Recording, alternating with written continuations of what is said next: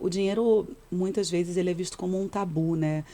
As pessoas acham, tem algumas verdades, alguns mitos que falam, quem tem dinheiro é ruim. Então, existe ainda uma crença limitante muito forte em cima do dinheiro. E que, às vezes, a gente não alcança a prosperidade justamente porque a gente acha que dinheiro não é bom. E ele falou uma coisa aqui que é muito importante. Dinheiro compra liberdade. Você pode ser quem você quiser se você tiver dinheiro e tiver um planejamento para isso. Vini, como começar? Digamos que você recebeu agora aqui uma Nutri, tá? Que ela está abrindo agora a agenda para atender pacientes, não tem uma renda específica. Você está falando aqui para profissionais liberais que não são CLT, então vai ter mês que, né, é aquela volatilidade. Qual dica você daria para uma pessoa que quer começar agora? Eu acho que a prática começa no pensamento. O melhor momento de começar é você parar, né? A gente acorda, você é mãe, a gente se preocupa com as contas que vão chegar, a gente se preocupa com as atividades que a gente tem que fazer, a gente se preocupa como é que a gente vai terminar o dia. E se a gente separar 5 minutos para poder colocar numa folha de papel, né, aquilo que a gente sempre pensou, mas a gente nunca teve a atitude, a iniciativa de parar, o melhor momento de começar é parando. Né? Coloca um freio realmente, reflete e coloca de fato no papel. Pode parecer um pouco clichê, um pouco redundante aquilo que a gente ouve, mas o básico precisa ser feito. E se ele for bem feito, a probabilidade de prosperar ela é muito alta. Então a melhor forma de você começar é primeiro parar. Para toda a tua rotina, para toda a tua esteira de atividades e coloca no papel a tua ambição. Coloca no papel onde você quer chegar, o que você quer ser. Só que antes de você olhar o futuro, você precisa se preocupar e priorizar o presente.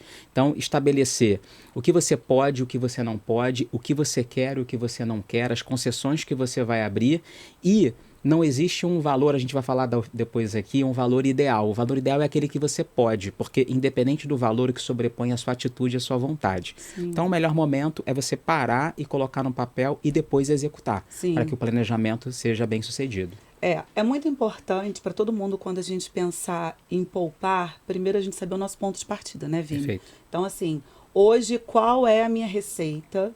E aí, qual é a minha despesa? Existe um valor, um percentual que você aprendeu e que vocês ensinam, que, sei lá, a pessoa tem que começar, sei lá, 10%, 30%. Existe algo, assim, pensando na renda total? Uhum. Então, se a gente pudesse separar as nossas receitas por elementos que compõem o nosso custo de vida, a nossa despesa, alguns estudos mostram que com moradia, por exemplo, você tem que estabelecer ali não mais do que 30% a 35%, né? Porque a outra fatia da sua receita, ela vai ser com lazer, ela vai ser para guardar dinheiro, vai ser para você poder fazer algum evento extraordinário, enfim, etc. Mas isso tem muito a ver também com o que você estabelece de sonho e de Uhum. objetivo. Né? Para cada tamanho de sonho e de objetivo, é um percentual que você vai calibrar ali com o tempo. Né? Eu acredito que entre 10% e 20%, se você consegue guardar por mês, é um excelente percentual. A gente sabe que isso é algo que é recomendado, mas muitas das vezes não é possível Naquele momento, naquele momento. porque ao longo da nossa vida a gente faz muitos investimentos. Perfeito. Quando você paga um curso, quando você paga uma pós, isso é um investimento. A gente fez isso, né, Vini? É. A gente investiu no nosso conhecimento e que bom, foi maravilhoso. De repente, naquele momento eu não conseguia guardar dinheiro, mas foi a melhor decisão que eu tomei. Então, essa dica que ele deu é muito importante, mapear os seus sonhos, né? Saber onde você quer chegar e dentro daquilo, ter planos, né, Vini? Perfeito. Curto, médio, longo prazo. O tempo, ele é um elemento importantíssimo para o planejamento, né? Por quê? É ele que vai, muitas das vezes, acelerar ou encurtar, né, aquilo que você precisa Sim, realmente ter como objetivo, né? sim. Então, o teu planejamento, o fator tempo, ele vai ser um instrumento importantíssimo. A gente depois vai fazer aqui algumas simulações que eu acho que tangibiliza um pouco do que a gente quer dizer, né, Sim. para como eu me vejo e como eu quero chegar, né? Uhum. E quando a gente consegue tangibilizar isso, é um impulso, é um combustível para a gente. Agora, Vini, quais são os tipos de investimento? Digamos que eu tenho uma renda aqui total de R$ 5.000, tenho 10% para poder investir, então eu tenho R$ 500 para poder investir mensalmente. Quais são os investimentos mais comuns que hoje apresentam assim, um bom resultado, um bom retorno? Eu sempre falo que o melhor investimento é aquele que vai fazer você ficar feliz, né? Dinheiro é para te dar tranquilidade, não dor de cabeça, Sim. né? A gente, quando fala de investimentos, parece que é um bicho de 7 cabeças, e um dos motivos da gente estar aqui é quebrar esses mitos, desmistificar um pouco de que dinheiro é uma relação importante que a gente precisa ter desde a infância. Infelizmente, a nossa educação aqui no Brasil, ela não instrui dessa maneira, mas de toda forma, nunca é tarde para a gente poder começar. Então, o melhor investimento é aquele que vai ser para você. Por isso que saber o melhor requer um autoconhecimento. Saber qual é a tua tolerância ou aversão a risco. Porque todos os investimentos, por mais conservador que ele seja, ele tem risco.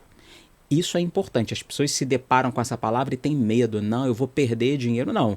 Só que risco requer escala. Então, numa escala de pouco risco a muito risco, vai ser um pouco desse entendimento que você vai concluir para começar a saber qual é a melhor aplicação para você poder realizar.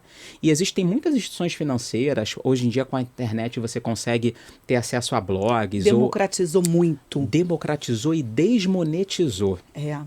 Porque além de você ter muito acesso à informação, é de graça, né? Sim. Então você hoje não precisa de dinheiro para você poder investir, né? Esse é o primeiro mito que a gente precisa quebrar aqui, né? Não precisa de dinheiro, muito dinheiro, para você poder investir. Por isso que eu comentei no início que você precisa de mais comportamento do que propriamente a matéria-prima, né? Então, uma vez entendendo o seu perfil de investidor, né? Se você tem um perfil ali mais conservador... Fala um pouquinho sobre cada perfil, Vini. Falo. Hoje, a gente tem 4 grandes rótulos que a gente pode chamar de perfil, né? O conservador, o moderado, o arrojado e o agressivo. Conservador, resumidamente, é aquele que não tolera qualquer tipo de risco. Ele prefere abrir mão de rentabilidade, mas saber que amanhã o dinheiro dele vai estar um pouco maior do que no dia anterior, do que propriamente criar uma expectativa e ter um resultado diferente do esperado. Então, o conservador eu quero realmente ver o meu dinheiro. Mas não quero ter risco de perder. Não quero ter oscilação. Eu não quero chegar amanhã e ter o risco de ver um valor menor do que aquilo que eu apliquei. Perfeito. Então, psicologicamente, finanças comportamentais é um elemento importantíssimo na hora da gente poder estudar investimentos. O moderado, ele é um pouco parecido com o conservador, mas ele tolera desde que seja um pequeno percentual da carteira, né? Já o arrojado, ele tem um apetite maior de ganho e basicamente na mesma proporção ele também tem um apetite a perdas. Sim. É aquele cara que já começa a pensar o seguinte: opa, eu tive uma queda nos investimentos, eu não vou me desesperar. É uma oportunidade de eu comprar um ativo mais barato e o meu dinheiro crescer mais rápido quando o mercado inverter. Sim. Assim como o agressivo. Esse é a vida louca, né? Esse é a vida louca.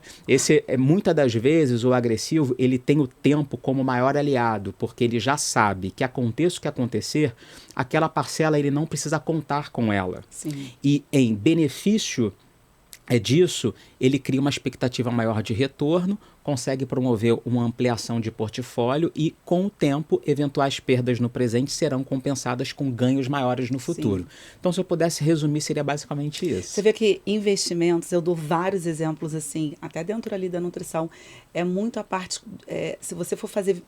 paralelos, é a parte comportamental. Total. É igual quando você passa ali uma prescrição alimentar e você quer que o seu paciente, o paciente chega lá achando que vai perder 10 quilos no mês. É isso. Não vai. Você não vai dobrar o teu capital que você investiu em um mês. Se você quer um alto retorno, ou você precisa de um alto risco, né, Vini? Perfeito. Ou você precisa de tempo. Exatamente. Né? Uma constância para que você tenha o resultado esperado.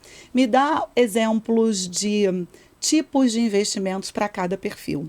Tá e se você não conhece o seu perfil, super interessante fazer. Hoje, todas as grandes instituições financeiras, para você, acho que aplicar no acima de R$100, você não tem que preencher aquele API. Exatamente. Que é análise do perfil do investidor. Gente, a Jaqueline, Investment Advisor, está aqui ainda presente na minha vida. É isso aí, não tá tem no sangue. Está no sangue. Você preenche uma pesquisa, um questionário, e ali sai o seu perfil. É muito importante você mudar o teu mindset já para isso. Porque quando a gente começa a falar de investimento, a gente para de falar de coisas ruins, a gente para de falar que só paga boleto, sabe? É mudar o mindset. Perfeito. Dá alguns exemplos, Legal. Vini. Para o perfil mais conservador, a gente tem alguns investimentos mais tradicionais, como CDB, poupança, investimento de renda fixa em letras, né, das instituições financeiras, ou o próprio Tesouro Direto, né, os títulos públicos, que se tornaram muito conhecidos ao longo dos últimos anos. Né?